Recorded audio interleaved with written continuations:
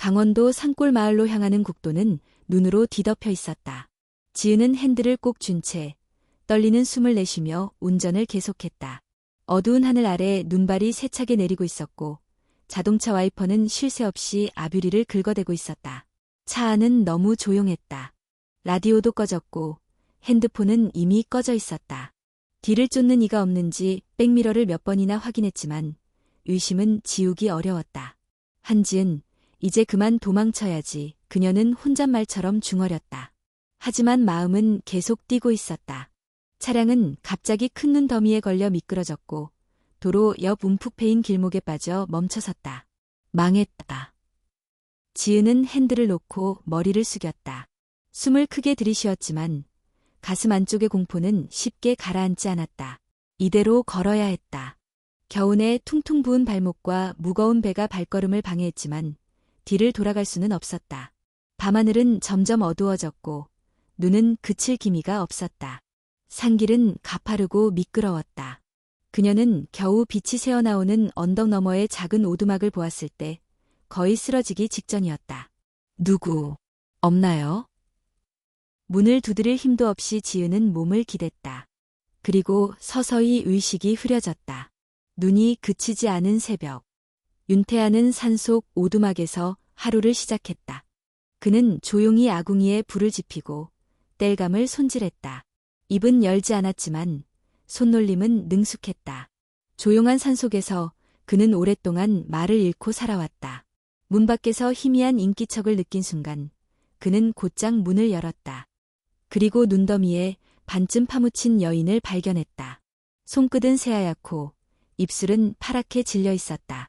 태아는 한치의 망설임도 없이 그녀를 안아들었다. 너무 가벼운 몸. 그는 그녀의 배가 불룩한 것을 그제야 알아챘다. 오두막 안 따뜻한 불길 옆에 그녀를 눕히고 마른 담요로 몸을 감싼 그는 묵묵히 물을 데우고 조심스럽게 얼굴을 닦아주었다.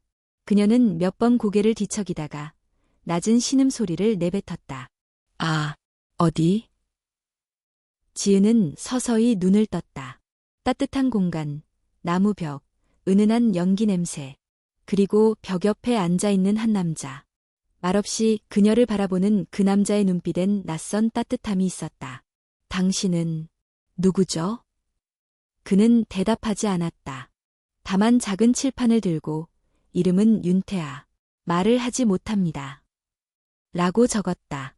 지은은 당황했지만 뭔가 이상하게 편안함을 느꼈다. 이 남자는 자신을 쳐다보는 방식이 달랐다. 판단하지도 무례하지도 않았다. 저는 한지은이에요. 그녀는 낮게 말했다. 당신 덕분에 살았어요. 고맙습니다. 태아는 조용히 고개를 끄덕이고는 따뜻한 죽 한 그릇을 건넸다. 지은은 배를 쓸어내렸다. 배 안의 아기가 움직이고 있었다. 괜찮아. 엄마가 지킬게. 그녀는 조용히 속삭였다. 밤이 되자 눈은 더 거세게 내렸고 오두막 안은 오직 벽난로의 불빛만이 공간을 밝혔다. 태아는 한동안 그녀를 바라보다가 조용히 담요 한 장을 더 꺼내어 그녀 옆에 두고 방 안을 나갔다. 지은은 그 남자의 뒷모습을 오래도록 바라보았다. 그녀는 처음으로 누군가에게 해를 끼치지 않고 숨 쉴 수 있는 공간에 있다는 걸 느꼈다. 모든 것이 낯설지만 이상하게도 조금은 안심이 되었다. 그녀는 손을 배 위에 올리고 속삭였다. 이제 우리 시작이야. 지은은 몇 번이나 깨어났다. 눈을 뜨면 익숙하지 않은 나무벽과 낮은 천장이 보였고 귀를 기울이면 불꽃이 타는 소리와 바깥에서 부는 바람 소리가 들렸다. 배는 여전히 무거웠고 몸은 쇠처럼 느리게 움직였다. 그러나 무엇보다 낯설었던 건 공포가 없다는 사실이었다. 아무도 고함치지 않았고 문을 박차고 들어오는 이도 없었다. 그녀는 천천히 몸을 일으켜 벽에 기대 앉았다. 방 한쪽 작은 테이블 위에는 연기가 아직 남은 죽 한 그릇과 물컵이 놓여 있었다. 지은은 그 남자, 윤태아를 떠올렸다. 말은 없지만 눈빛은 이상하리만큼 온화했던 남자. 그녀가 그릇을 손에 들자 문이 조심스럽게 열렸다. 태아가 고개를 내밀었다. 눈이 마주치자 그는 조심스럽게 들어와 앉았다. 그의 손에는 잘 다듬어진 나무 조각이 있었다. 지은은 뻣뻣한 목소리로 말했다. 어젯밤. 감사해요. 태아는 작게 고개를 끄덕였고 손에 든 나무 조각을 그녀에게 건넸다. 그것은 작은 여우 모양의 조각상이었다. 투박했지만 정성스러웠다. 이건 직접 만든 건가요? 그는 칠판에 글을 적었다. 혼자 있을 때 종종 만들어요. 마음이 차분해집니다. 지은은 조심스럽게 여우 조각을 손에 쥐었다. 따뜻했다. 예뻐요. 마음이 느껴져요. 두 사람 사이에 침묵이 흘렀지만 그 침묵은 어색하지 않았다. 오히려 조용한 이해가 흐르는 듯했다. 지은은 처음으로 오롯이 안전하다는 감정을 느꼈다. 며칠이 흘렀다. 눈은 여전히 그치지 않았지만 지은의 몸은 조금씩 회복되고 있었다. 태아는 매일 아침 나무를 패고 저녁이면 따뜻한 죽이나 국을 준비했다. 때로는 조용히 그녀에게 손짓으로 무언가를 가르쳐 주었고 때로는 노트에 짧은 문장을 적어 대화했다. 지은은 그가 만든 일상을 따라가기 시작했다. 천천히 걷고 물을 길어오고 작은 설거지를 돕기도 했다.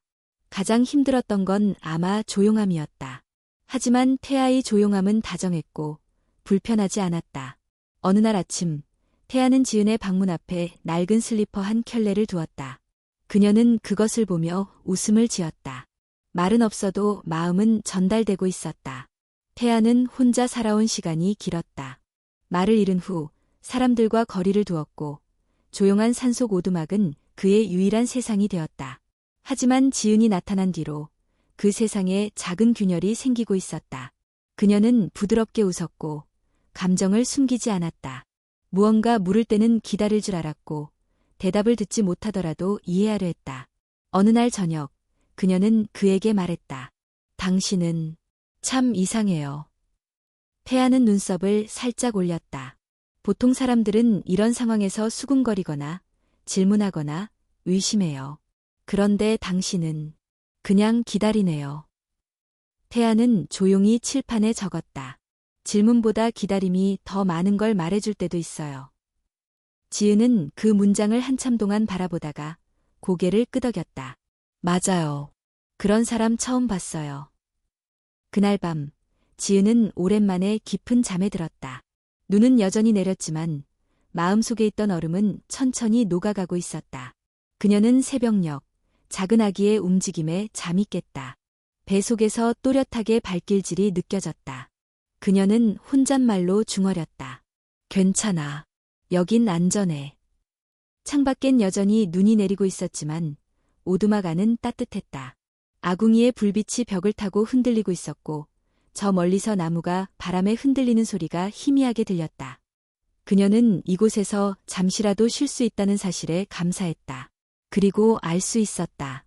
조용한 이 남자와 이 조그마한 오두막이 그녀에게 단순한 피난처가 아닌 새로운 시작이 될 수도 있다는 것을.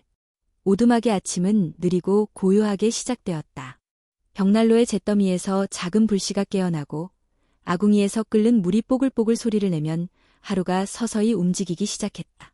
지은은 이제 태아의 일상에 익숙해져 있었다. 그는 여전히 말을 하지 않았지만 작은 몸짓이나 간결한 글씨로 자신의 마음을 전했다. 그것만으로도 충분했다. 아니, 어쩌면 더 솔직하고 명확했다. 그날 아침, 태아는 바구니에 따뜻한 죽과 소금에 절인 무 반찬을 담아 그녀 앞에 두었다. 지은은 숟가락을 들며 미소를 지었다. 요리도 잘하시네요. 이건 어느 식당보다 맛있어요. 그는 어깨를 으쓱하며 칠판에 적었다. 혼자 오래 살다 보니 자연이 익혔어요. 지은은 조심스럽게 그를 바라보았다. 혼자 외롭지 않으셨어요? 태아는 한동안 아무 말 없이 창밖을 보았다. 눈은 거의 그쳤고 산속의 나무들은 하얀 외투를 두른 채 조용히 서 있었다. 그는 천천히 적었다. 익숙했어요. 외로움도 습관처럼 익혀졌어요. 그 말에 지은은 묘한 울림을 느꼈다. 외로움이라는 감정도 익숙해질 수 있다면 얼마나 오랜 시간을 견뎌야 했을까. 며칠 후 지은은 태아와 함께 처음으로 오두막 바깥으로 나섰다. 눈이 녹기 시작하며 길이 미끄럽긴 했지만 오랜만에 바깥 공기를 마시니 머리가 맑아지는 기분이었다. 태아는 나무를 자르고 있었고 지은은 그 옆에서 나뭇가지를 정리했다. 조용한 작업 속에서도 이상하게 마음이 편했다. 작업이 끝난 뒤 태아는 작은 언덕 위를 가리켰다. 그곳에는 툭 튀어나온 돌과 나무 판자로 만든 작은 의자가 있었다. 이곳은? 지은이 물었다. 그는 적었다. 가끔 생각이 많아질 때 여기 앉아요. 아래 마을이 작게 보이거든요. 지은은 그와 함께 앉았다. 멀리 아래로는 연기가 피어오르는 마을의 굴뚝이 보였고 그 주변에는 작고 고요한 삶들이 흐르고 있었다. 지은은 그 풍경을 오래 바라보다가 말했다. 태아 씨는 말하지 않아도 사람 마음을 참 잘 읽네요. 그는 고개를 살짝 돌리며 웃는 듯했다. 지은도 따라 웃었다. 나도 말 없는 시간을 좋아하게 될 줄은 몰랐어요. 시간은 조용히 흘렀고 지은의 몸은 점점 무거워졌다. 태아는 더욱 자주 그녀를 챙겼다. 발을 헛디디지 않게 손을 내밀고 아궁이 불을 더 오래 피웠으며 방마다 문풍지를 더 꼼꼼히 붙였다. 하루는 지은이 말없이 그를 바라보며 물었다. 왜 이렇게 잘해주시는 거예요? 태아는 대답하지 않았다. 그 대신 조용히 그녀를 바라보며 노트에 한 문장을 적었다. 도움이 필요한 사람이 있으면 돕는 게 당연하잖아요. 그 문장이 그녀의 가슴을 울렸다. 그녀는 더 이상 묻지 않았다. 어느 날 밤, 지은은 깊은 꿈을 꾸었다. 과거의 기억들이 섞여 있었다. 서울의 빌라, 문을 세게 두드리던 소리, 쏟아지는 욕설, 얼음장처럼 차가운 바다. 그녀는 비명을 지르며 깼다. 침대 옆에는 이미 태아가 앉아 있었다. 그는 그녀의 어깨를 조심스레 감싸 안았다. 입은 닫혀 있었지만 눈빛은 이렇게 말하는 듯했다. 괜찮아요. 여기서는 누구도 당신을 해치지 않아요. 지은은 울기 시작했다. 태아는 조용히 담요를 덮어주고 촛불을 껐다. 그들은 말없이 같은 공간에서 밤을 보냈다. 침묵 속에 따뜻함이 있었다. 며칠 뒤 태아는 지은에게 작은 선물을 내밀었다. 손바닥만한 나무판에 아이 이름을 새긴 것이었다. 민수. 그녀는 그 이름을 소리내어 불렀다. 그 이름, 왜요? 그는 적었다. 백성민, 민, 지킬 수, 지켜야 할 소중한 존재. 지은은 그 이름을 품에 안고 처음으로 마음 깊이 다짐했다. 이곳에서라면 정말 다시 시작할 수 있을지도 모른다고. 한겨울의 눈보라는 마치 시간조차 멈추게 만들었다. 하늘은 회색으로 가라앉았고 바람은 뺨을 베는 듯 차가웠다. 지은은 아침부터 왠지 모르게 기운이 없었다. 무릎이 시큰거렸고 아랫배가 뭉치는 느낌이 자꾸 찾아왔다. 처음에는 그저 컨디션이 안 좋다고 생각했다. 하지만 시간이 지나자 통증은 점점 규칙적으로 반복되었고 숨을 쉴 때마다 이마에 땀이 맺혔다. 안 돼. 아직 이르잖아. 지은은 배를 감싸며 숨을 골랐다. 그러나 몸은 이미 변화를 예고하고 있었다. 아기가 태어나려 하고 있었다. 그 순간 바깥에서 바람에 문이 덜컥 열렸다. 태아가 나무를 안고 들어오던 중이었다. 그녀의 창백한 얼굴을 본 그는 즉시 상황을 파악했다. 지은은 떨리는 손으로 그의 소매를 붙잡았다. 아기, 올 것 같아요. 태아의 눈이 커졌다. 그는 곧장 물을 끓이기 시작했고 마른 수건과 담요, 깨끗한 옷가지를 준비했다. 말은 하지 못했지만 행동 하나하나에 긴장과 집중이 가득했다. 하지만 시간이 지나며 통증은 더 심해졌고 지은은 더 이상 숨을 참을 수 없었다. 그녀의 얼굴은 창백해졌고 손은 차가워졌다. 태아는 선택을 해야 했다. 이대로 오두막에서 출산을 시도하기엔 위험이 컸다. 그는 망설임 없이 지은을 조심스럽게 안고 나섰다. 눈은 거세게 내리고 있었고 길은 이미 보이지 않았다. 두 사람은 눈보라 속을 헤쳐나갔다. 태아는 지은을 꼭 끌어안고 조심스럽게 걸었다. 발목까지 빠지는 눈과 미끄러운 언덕, 뺨을 후벼 파는 바람 속에서도 그는 멈추지 않았다. 지은은 거의 정신을 잃을 듯 눈을 감고 있었다. 그의 품 안에서 흐느끼듯 속삭였다. 태아 씨, 무서워요. 제발, 아기만은. 태아는 더 세게 그녀를 안고 걸음을 재촉했다. 멀리 산 아래쪽에 위치한 보건소가 희미하게 보였다. 보건소 앞에 도착했을 때 태아는 문을 두드리며 몸짓으로 상황을 알렸다. 야간 근무 중이던 간호사가 문을 열고 그 모습을 본 순간 상황을 즉시 파악했다. 지은은 금세 들것에 옮겨졌고 태아는 안에서 들려오는 지은의 신음소리를 들으며 벽에 기댄 채 손을 꼭 쥐고 기다렸다. 말은 할 수 없었지만 그의 마음은 눈물처럼 쏟아지고 있었다. 시간이 얼마나 흘렀을까. 문이 열리고 간호사가 아이를 안고 나왔다. 딸이에요. 건강하게 태어났어요. 산모도 무사합니다. 태아는 아이를 바라보며 숨을 멈췄다. 작고 붉은 얼굴, 가느다란 손가락, 생명의 울음. 그는 조심스럽게 손을 내밀었다. 아기의 손이 그의 손가락을 꽉 쥐었다. 그 순간 태아의 눈에 눈물이 고였다. 말은 없었지만 그 표정 하나로 모든 감정이 전해졌다. 지은은 회복실에 누워 있었다. 얼굴은 창백했지만 표정은 평온했다. 그녀의 곁에는 딸이 누워 있었고 그녀는 그 작은 생명을 바라보며 속삭였다. 우리 딸, 민수야. 엄마가 지킬게. 문이 살짝 열리며 태아가 들어왔다. 그녀는 미소 지으며 말했다. 왔어요. 고맙습니다. 정말 고맙습니다. 그는 말없이 고개를 숙였다. 지은은 그의 손을 잡았다. 당신이 아니었으면 우리 둘 다. 말을 잇지 못하고 눈물이 흘렀다. 태아는 손등을 살짝 감싸며 노트에 한 줄을 적었다. 당신이 지켜낸 거예요. 난 곁에 있었을 뿐. 그녀는 눈을 감았다. 그리고 처음으로 자신이 강한 사람일 수도 있다는 걸 느꼈다. 며칠 뒤 세 사람은 다시 오두막으로 돌아왔다. 태아는 작은 방에 아기 침대를 손수 만들어 놓았다. 지은은 매일같이 아이에게 자장가를 불러주며 태아가 준비한 죽을 먹으며 몸을 회복해갔다. 밤이면 세 사람은 같은 공간에서 숨을 쉬었다. 민수의 울음소리에 태아가 가장 먼저 반응했고 지은은 그런 그를 바라보며 미소 지었다. 가족이라는 단어는 누구도 말하지 않았지만 그들은 이미 그렇게 살고 있었다. 봄이 문턱에 다다랐을 무렵 산의 눈이 천천히 녹기 시작했다.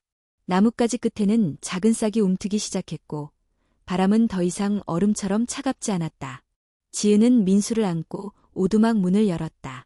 바깥 공기는 여전히 쌀쌀했지만 하늘은 맑았고 햇살은 부드러웠다. 그녀는 오랜만에 태아와 함께 아래 마을로 내려가기로 했다. 민수에게 필요한 기저귀와 약, 몇 가지 식료품을 사러 가는 길이었지만 지은에게는 또 다른 의미가 있었다. 오랫동안 피하고만 싶었던 세상과 처음으로 다시 마주하는 순간이었다. 마을 입구에 도착하자 태아는 무심히 앞장섰다. 그의 발걸음은 익숙했지만 지은은 낯선 시선들을 온몸으로 느낄 수 있었다. 처음엔 조용했다. 그러나 그들이 마을 슈퍼 앞을 지나고 약국에 들어가고 작은 공터를 지나갈 때쯤 속삭임들이 시작됐다. 저 여자, 혹시 서울에서 온 그 여자냐? 남편 없이 애를 낳았다던데. 윤태아랑 산다는 소문이 사실이었구먼. 그 남자, 벙어리 아니야? 지은의 손끝이 떨리기 시작했다. 민수는 품 안에서 평온하게 자고 있었지만 그녀의 마음은 고요하지 않았다. 태아는 아무 말 없이 걸음을 멈추지 않았다. 그러나 그의 어깨가 미세하게 굳어졌다는 걸 지은은 알아챘다.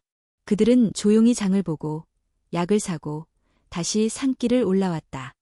집으로 돌아오는 길은 내려올 때보다 훨씬 길게 느껴졌다. 오두막 문을 닫자마자 지은은 민수를 눕히고 주저앉았다. 그리고 한참을 말없이 있었다. 태아는 조용히 다가와 물 한 잔을 건넸다. 지은은 받아들며 말했다. 다 들었어요. 사람들이. 그는 천천히 고개를 끄덕였다. 왜 아무 말도 안 해요? 왜 가만히 있어요? 지은의 목소리는 떨리고 있었다. 태아는 노트를 꺼내 들고 적었다. 말하지 않는다고 해서 느끼지 않는 건 아니에요. 지은은 눈을 질끈 감았다. 이렇게 조용히 살고 싶었는데 그 사람들의 시선이 무서워요. 태아는 잠시 그녀를 바라보다 노트에 다시 적었다. 그들이 당신을 판단하는 건 당신이 약해서가 아니에요. 그들이 당신 이야기를 모르는 거예요. 그녀는 울컥 눈물을 쏟았다. 그럼 내가 말해야 할까요? 나는 도망쳤어요. 남편이 나를 때렸고 뱃속 아이도 위험했어요. 이렇게 말하면 이해해 줄까요? 태아는 고개를 숙였다. 지은은 한참을 울고 나서야 겨우 말을 이었다. 민수가 그런 눈으로 보여질까봐. 그게 제일 무서워요. 며칠이 지나도 지은은 마을에 내려가지 않았다. 태아 혼자서 장을 보고 필요한 물건을 들고 돌아왔다. 그는 아무 내색 없이 지은 곁에 머물렀지만 그녀는 느낄 수 있었다. 그도 상처받고 있다는 것을. 하루는 저녁 무렵 지은이 말했다. 당신 괜찮아요? 태아는 노트를 꺼내 적었다. 당신과 민수가 여기 있는 게 기뻐요. 그런데도 사람들이 그렇게 말하는데요.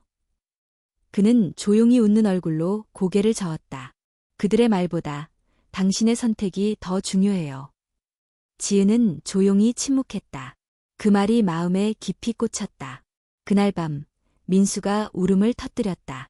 지은이 일어나기 전 태아가 먼저 침대 옆으로 다가가 민수를 안았다. 아이를 안고 조용히 흔들어주는 그의 모습은 어색하지만 따뜻했다. 지은은 그 모습을 바라보다가 작게 속삭였다. 우리 가족 맞죠? 태아는 아이를 바라보던 눈을 그녀에게 돌렸다. 대답은 없었지만 그의 눈빛이 말하고 있었다. 이미 그렇다고 믿어요. 며칠 후 지은은 다시 결심했다. 다시 마을로 가야겠다고, 도망치지 않겠다고, 숨기지 않겠다고. 그녀는 태아에게 말했다. 나 용기 내보려고 해요. 태아는 조용히 고개를 끄덕이며 그녀의 손을 잡았다. 그 손길은 여전히 거칠었지만 지금 그녀에겐 세상에서 가장 믿을 수 있는 온기였다. 이른 봄의 비는 눈보다 잔인했다. 차갑지도 따뜻하지도 않은 비는 모든 것을 흠뻑 적시고 지나온 길을 흐릿하게 만들었다. 지은은 우산을 들지 않았다. 민수는 태아가 안고 있었고 그녀는 손에 작은 보따리 하나만을 들고 있었다. 마을 입구에 다다르자 사람들의 시선이 다시 한번 그녀를 따라왔다. 이번엔 예전처럼 수군거리지는 않았지만 침묵이 더 날카롭게 느껴졌다. 그녀는 발걸음을 늦추지 않았다. 이번에는 숨어들기 위해 온 것이 아니었다. 이번에는 그들과 마주서기 위해 왔다. 지은은 마을 회관 앞에 섰다. 오늘은 마을 여성회 모임이 있는 날이었다. 그녀가 문을 열고 들어섰을 때 안에 있던 사람들의 시선이 일제히 그녀를 향했다. 누군가는 놀랐고 누군가는 무표정했으며 누군가는 시선을 피했다. 그녀는 머리를 숙였다가 다시 고개를 들었다. 잠깐만 시간을 내주실 수 있을까요? 순간의 정적 뒤 마을 부회장이 조용히 고개를 끄덕였다. 지은은 준비한 말을 꺼냈다. 제 이름은 한지은입니다. 작년 겨울 이 마을로 도망치듯 왔습니다. 서울에서 살았고 아이 아빠에게서 도망쳤습니다. 이유는 아시겠지만 말하지 않아도 짐작하실 거예요. 사람들 사이에서 숨죽인 기침 소리가 들렸다. 아무도 도와주지 않았어요. 가족도, 친구도. 제가 제 손으로 할 수 있는 건 도망치는 것뿐이었어요. 그녀는 잠시 말을 멈추고 숨을 골랐다. 윤태아 씨는 그런 저를 받아주셨어요. 아무것도 묻지 않고 아무것도 요구하지 않았어요. 저와 제 아이에게 따뜻한 방을 내어주시고 침묵 속에서도 위로를 주셨죠. 어떤 이들의 표정이 조금씩 바뀌기 시작했다. 이 아이, 민수는 그런 삶 속에서 태어났습니다. 불완전한 가정에서가 아니라 사랑으로 지켜진 삶에서 태어난 아이예요. 지은은 민수를 안고 있는 태아를 바라보았다. 이 사람이 말이 없다고 해서 감정이 없는 게 아니에요. 제가 살아있는 증거입니다.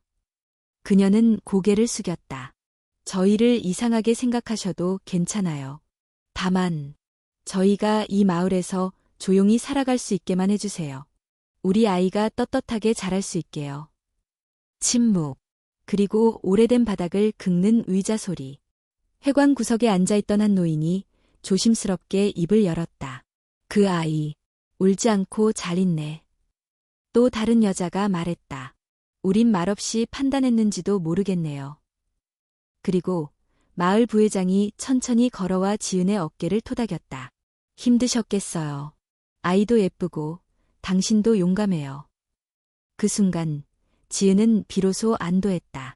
눈물이 핑 돌았지만 참았다. 이번엔 울지 않겠다고 다짐했으니까. 이번엔 끝까지 마주보겠다고 결심했으니까. 회관을 나왔을 때 비는 여전히 내리고 있었다. 그러나 마음은 이전보다 훨씬 가벼웠다. 태아는 묵묵히 그녀 옆에 섰고 지은은 민수를 안고 하늘을 올려다보았다. 오늘 잘한 걸까요? 그녀가 물었을 때 태아는 고개를 끄덕였다. 그리고 작게 웃었다. 말이 없지만 모든 것을 말해주는 웃음이었다. 며칠 뒤 마을 이장은 직접 오두막을 찾았다.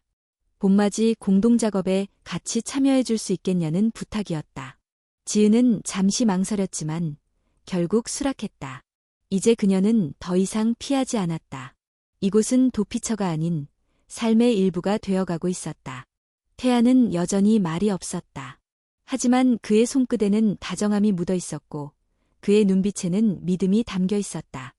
그들은 말이 아닌 행동으로 서로를 지켜주고 있었다. 어느 날 아침 지은은 창밖을 보다가 말했다.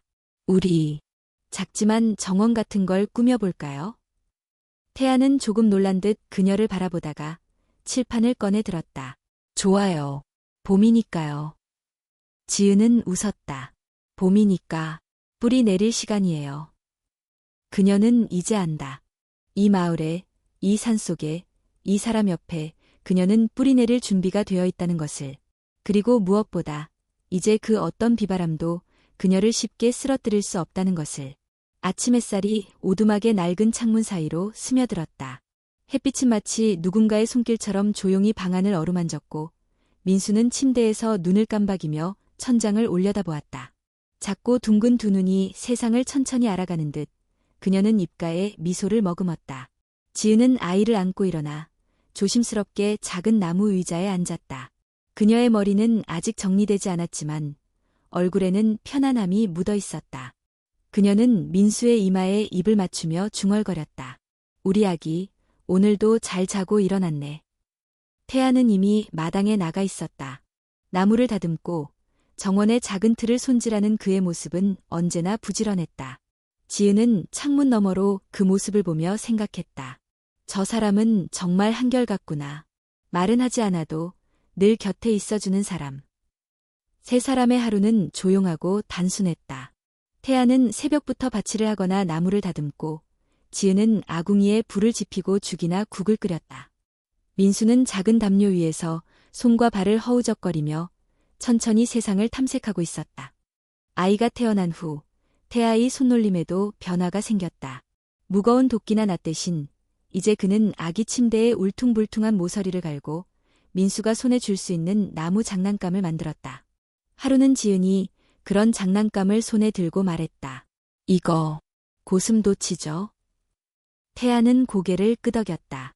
아이 손에 쥐기 좋게 만들었어요. 그가 칠판에 적었다. 지은은 미소 지으며 장난감을 흔들어 보였다.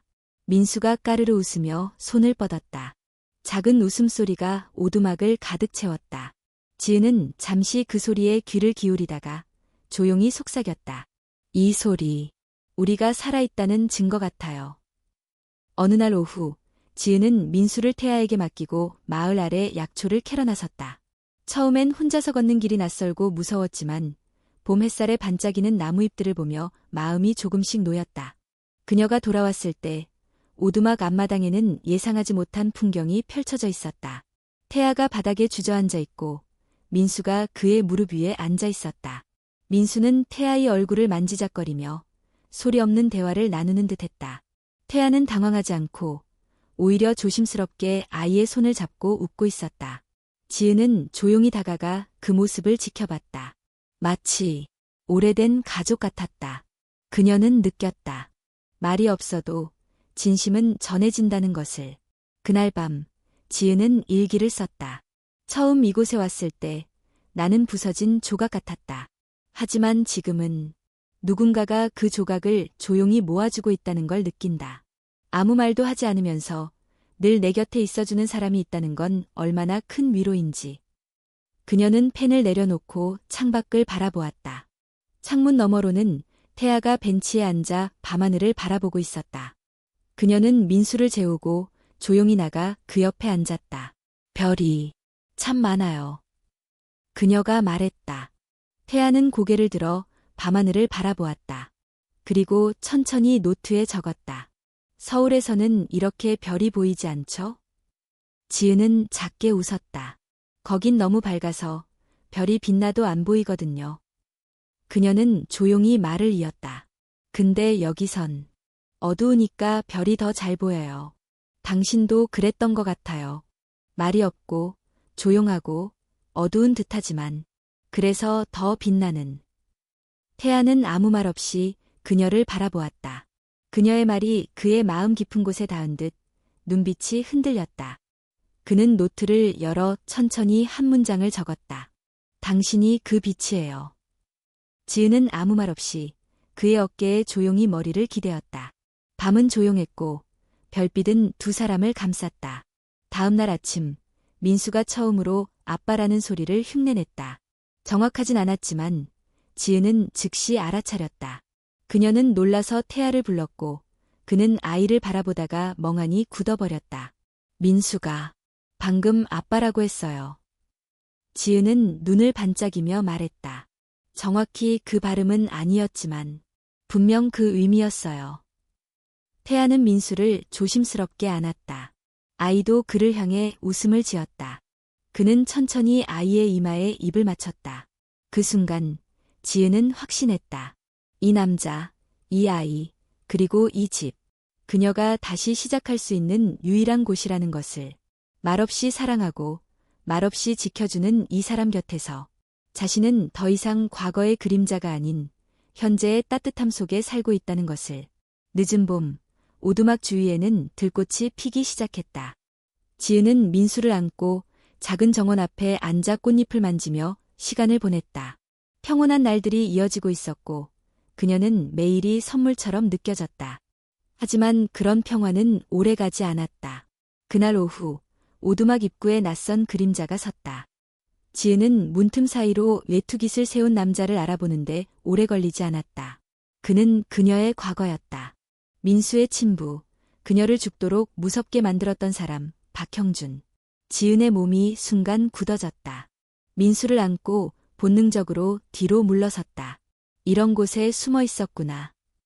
그의 목소리는 건조했고 그 속에 억눌린 분노가 섞여 있었다. 돌아가. 지금 당장. 지은의 목소리는 떨렸지만 눈빛은 단단했다. 형준은 코웃음을 쳤다. 그 애는 내 딸이야. 법적으로도, 피로도. 그가 민수를 바라보는 시선은 무서우리만치 날카로웠다.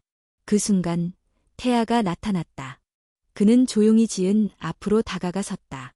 입을 열지 않았지만 그의 눈빛은 분명했다. 당신을 돌려보내지 않겠다. 형준은 그를 위아래로 훑었다. 말도 못하는 주제에 뭘 지킬 수 있다고 생각해. 지은이 민수를 안고 눈앞으로 나섰다. 이 사람이 날 지켜줬어. 당신은 날 버렸고 때렸고 죽일 뻔했어. 민수는 당신 아이일 수 있어도 아빠는 아니야. 형준의 표정이 일그러졌다. 좋아. 법으로 가자. 아이를 데려가겠어. 지은은 몸을 떨며 민수를 꼭 안았다. 태아는 한 발 앞으로 나서며 노트를 꺼냈다. 그리고 천천히 글을 적어 보였다. 아이를 데려가고 싶다면 법정에서 증명해요. 그전엔 이 집에 다시 발들이지 마요. 형준은 태아를 노려보다가 씩 웃으며 돌아섰다. 좋아. 곧 보자. 이건 끝이 아니니까. 그는 그대로 산길을 내려갔다. 그의 발자국이 사라진 뒤에도 지은은 한동안 그 자리에 굳은 채 서 있었다.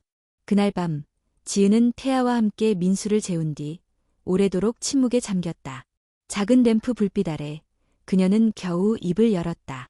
또 시작일지도 몰라요. 지난 몇 달이 다 무너질 수도 있어요. 태아는 그녀의 손을 잡고 고개를 저었다. 그리고 노트에 썼다.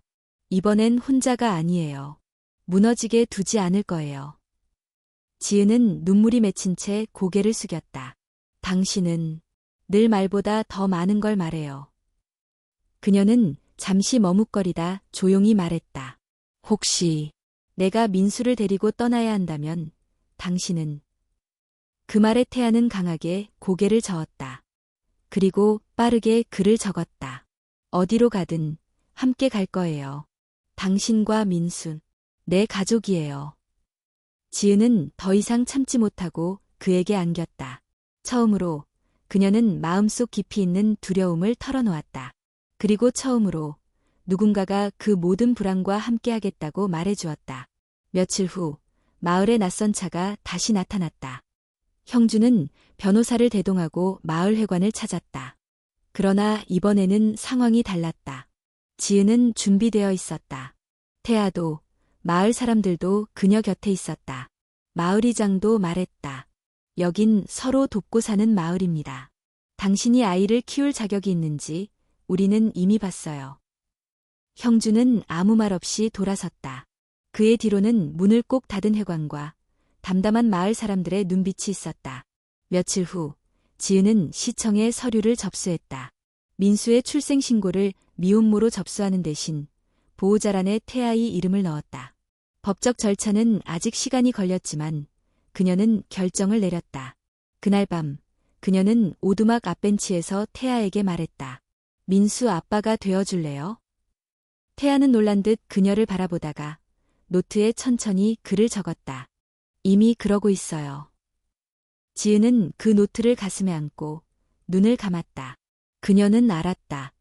과거는 여전히 그림자처럼 따라올 수 있지만 지금 이 순간 이 사람과 함께라면 그녀는 두렵지 않았다. 그리고 무엇보다 민수는 이제 더 이상 지켜야 할 존재가 아니라 함께 살아갈 이유가 되어 있었다. 봄이 끝자락에 다다랐을 무렵 오두막의 주위는 연두빛으로 물들어 있었다. 산등성이의 나무는 푸르게 번졌고 들풀 사이로 작은 꽃들이 고개를 들었다. 민수는 이제 기어다니기 시작했고 손에 잡히는 건 뭐든 입으로 가져가는 시기를 맞고 있었다. 지은은 하루가 다르게 자라는 아이를 보며 미소 지었다. 삶은 여전히 조용하고 단순했지만 그 속에는 매일 새로 태어나는 의미들이 가득했다. 태아는 마루에서 나무를 다듬고 있었고 지은은 마당에서 민수와 함께 앉아 있었다. 민수는 땅에 떨어진 나뭇가지를 손에 들고 태아를 흉내내듯 바닥을 두드렸다. 그 모습을 바라보는 지은의 눈엔 가만히 따뜻한 물이 고였다. 우리 아이가 정말 이렇게 클 줄은 몰랐어요. 지은은 조용히 중얼였다. 태아는 고개를 들고 조용히 그녀를 바라보다가 노트에 글을 적었다. 지금 이 순간을 함께 봐줘서 고마워요. 지은은 작게 웃었다. 제가 고맙죠. 이런 날이 올 줄 몰랐거든요. 그녀는 잠시 머뭇거리다가 말을 이었다. 혹시 우리 정말 가족이 될 수 있을까요? 법적으로도 현실적으로도 그렇게 만들어보고 싶어요. 태아는 눈을 깜빡이며 손에 들고 있던 나무 조각을 내려놓고 그녀 옆에 앉았다. 그리고 조용히 천천히 노트에 한 문장을 적었다. 내가 말은 못해도 당신에게 매일 약속할게요. 작은 것들이지만 절대 부서지지 않게. 지은은 그 글을 읽고 아무 말 없이 그의 손을 잡았다. 그 손은 여전히 거칠었지만 그 안엔 말로 다 표현할 수 없는 진심이 담겨 있었다. 며칠 후 마을 축제가 열렸다. 지은은 처음으로 민수를 데리고 마을 행사에 참석했다. 태아와 함께 걷는 그녀를 본 주민들은 한순간 조용해졌다. 그러나 누군가 먼저 다가와 말을 걸었다. 아이가 참 예쁘네요. 눈웃음이 엄마랑 닮았어요. 이어 다른 이들도 말을 보탰다. 태아가 이렇게 밝은 얼굴로 나오는 거 처음 봐요. 아이 손잡고 걷는 모습이 꼭 진짜 아빠 같더라고. 지은은 놀라서 태아를 바라보았다. 그는 아무 말 없이 고개를 숙였지만 그의 뺨엔 아주 옅은 붉은 기운이 돌고 있었다. 그 순간 지은은 알았다. 세상이 전부 등을 돌린다고 생각했던 그날들. 사실은 그 등을 스스로 외면한 것이었는지도 모른다고. 이제는 마을도 사람들도 조금씩 그녀를 받아들이고 있었다. 축제 후 집으로 돌아오는 길, 민수는 태아의 품에서 잠이 들었다. 그들은 조용히 산길을 걸었다. 지은은 말을 꺼냈다. 우리 내일 읍내에 가서 출생 신고 다시 해요. 민수의 보호자란에 당신 이름을 정식으로 넣어요. 태아는 멈춰섰다. 그 말의 무게를 느낀 듯 그는 천천히 노트를 꺼냈었다. 고마워. 내게 가장 큰 선물이었어요. 그 순간 민수가 작게 손을 움직였다. 잠결이었지만 그 손이 태아의 옷깃을 꼭 쥐고 있었다. 지은은 그 모습을 바라보며 말했다. 아이도 아는 거예요. 누가 자기 곁에 늘 있었는지. 그날 밤 오두막안은 평소보다 더 따뜻했다. 모닥불이 활활 타오르고 있었고 민수는 깊이 잠들어 있었다. 지은은 태아에게 조용히 말했다. 내가 처음 이곳에 왔을 때 무너져 있었어요. 하지만 지금은 다시 쌓고 싶어요. 당신이랑 민수랑 진짜 집을. 태아는 잠시 그녀를 바라보다가 조용히 무릎을 꿇었다. 그리고 손에 쥐고 있던 나무 반지를 꺼냈다. 직접 깎은 듯 투박한 반지였지만 그 안에는 오랜 시간의 정성과 손길이 고스란히 담겨 있었다. 그는 노트에 마지막 한 줄을 썼다. 말은 못하지만 내 전부로 당신을 선택합니다. 지은은 떨리는 손으로 반지를 받았다. 그리고 작은 미소를 지으며 그의 손을 꼭 잡았다. 그럼 우리 진짜 가족이네요. 창밖에는 별이 하나둘 떠오르고 있었다. 그들은 모닥불 앞에 나란히 앉아 아무 말 없이 불꽃을 바라보았다. 세상은 여전히 불완전했지만 이 작은 오두막 안에는 어떤 약속보다 단단한 믿음이 있었다. 세 사람은 그렇게 말보다 더 깊은 언어로 서로를 안고 있었다. 여름이 문턱을 넘기 시작한 6월의 어느 날 아침, 오두막엔 맑은 새소리가 가득했다. 창문은 활짝 열려 있었고 바람은 하얀 커튼을 가볍게 흔들었다. 민수는 작은 두 팔을 허공에 뻗으며 기지개를 켰고 지은은 그 곁에서 부드러운 손길로 그녀의 머리칼을 쓸어내렸다. 좋은 아침, 우리 딸. 그녀가 속삭이자 민수는 까르르 웃었다. 태아는 이미 마당에서 채소밭을 손질하고 있었다. 그의 등 뒤로는 자라나는 상추, 부추, 그리고 지은이 몇 주 전 심은 고추 모종들이 파랗게 고개를 내밀고 있었다. 그날은 특별한 날이었다. 지은과 태아가 읍내에서 혼인신고를 마치고 돌아오는 날이었고 민수의 출생신고도 정식으로 마무리되는 날이었다. 지은은 옷장을 열어 흰색 린넨 블라우스를 꺼내 입었다. 소박한 옷이었지만 거울 속의 그녀는 이전과 달랐다. 고개를 들고 웃는 모습, 어깨를 펴고 당당하게 서 있는 모습. 그녀는 더 이상 도망치던 사람이 아니었다. 읍사무소는 평소보다 붐볐지만 지은은 태아의 손을 꼭 잡고 서류를 제출했다. 공무원이 미소 지으며 말했다. 두 분, 이제 진짜 가족이 되셨네요. 축하드려요. 태아는 조용히 고개를 숙여 인사했고 지은은 민수를 아는 채 작게 고개를 끄덕였다. 감사합니다. 정말 감사합니다. 그들은 간단한 도장을 찍고 서류를 건네받았다.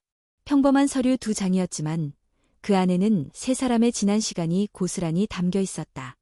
그들은 돌아오는 버스 안에서 서로 마주보며 웃었다. 지은은 말했다. 이 종이 한 장이 우리에겐 참 멀고도 먼 길이었네요. 태아는 그녀의 손등을 잡으며 노트에 글을 적었다. 우리 집이 처음 생긴 날이네요. 지은은 그 글을 천천히 읽고 민수의 작은 손을 그의 손 위에 올려놓았다. 이제 민수도 우리 이름으로 살아갈 수 있어요. 오두막에 도착하자 마을 아이들이 뛰어와 민수를 보고 손을 흔들었다. 이웃 아주머니는 삶은 감자를 건네며 말했다. 요즘 민수 아빠가 밭을 잘하더라. 손재주가 보통이 아니야. 지은은 그 말에 웃었다. 그 사람, 원래 말은 못해도 손으로는 세상에 말하는 사람이에요. 마을 사람들은 더 이상 그들을 이상하게 보지 않았다.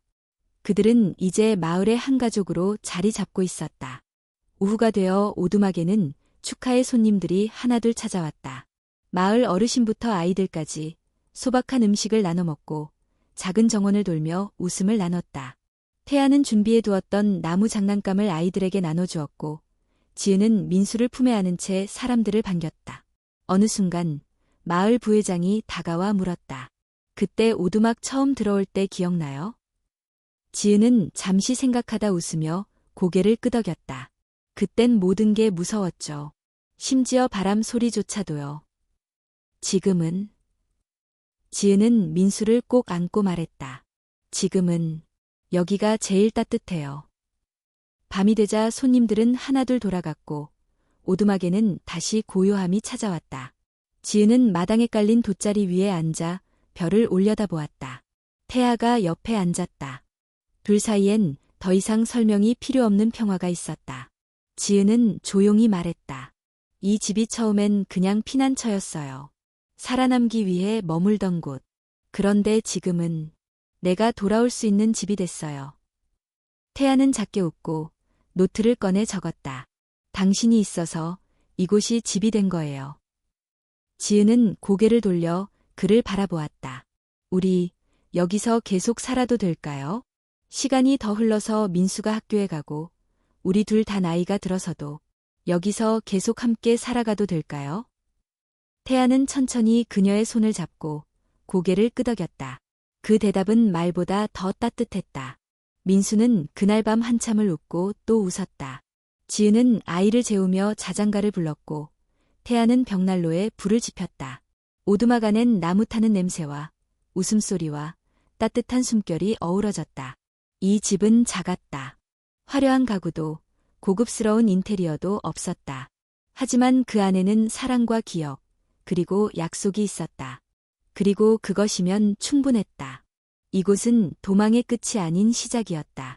말하지 않아도 서로를 온전히 알아주고 안아주는 사람들과 작지만 단단한 사랑으로 이어진 그들만의 집이었다.